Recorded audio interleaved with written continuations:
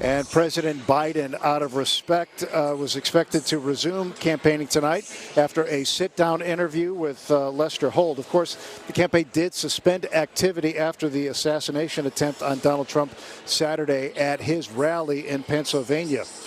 And let's talk about that now. Back in the newsroom, our Dana Rebick has more on the investigation that followed. Dana? Well, Ray, we do know now that the FBI believes that this shooter acted alone. They say they found bomb-making materials both inside his car and home. They're also analyzing his cell phone and other electronic devices to better understand a potential motive, as the Homeland Security Secretary promises an independent investigation into potential security failings at this event. We urge that everyone avoid jumping to conclusions.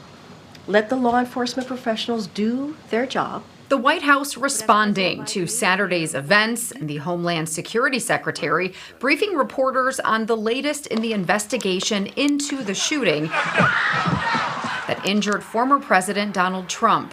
Two men ages 57 and 74 were also wounded. 50-year-old Corey Comparatore died after being shot shielding his wife and daughter from the bullets. We across the government are focused with urgency to understand how it happened. We're like, hey, right here on the roof, we can see him from right here. We see him. You know, he's crawling.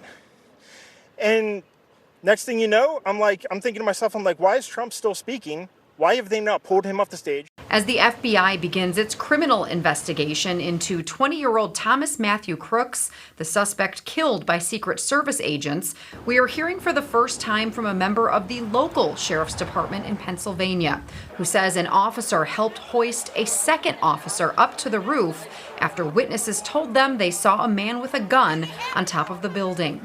And according to what he's told me, shooter turned, rifle was pointed at the officer. The officer, defensive move, kind of ducked, fell, lost his grip on the building. That officer falling to the ground, injuring his ankle, but the township manager says he did communicate to other law enforcement that the man did have a weapon. Whether this was a miscommunication, whether there wasn't clear training, whether the local law enforcement didn't have the resources to fully cover this, but clearly this was a breach of security.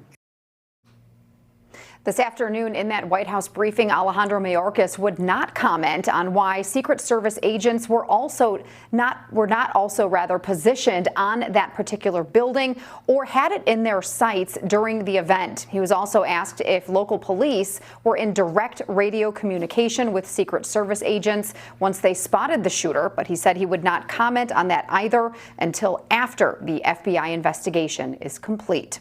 Let's check back in with Ray now, live in Milwaukee. Ray?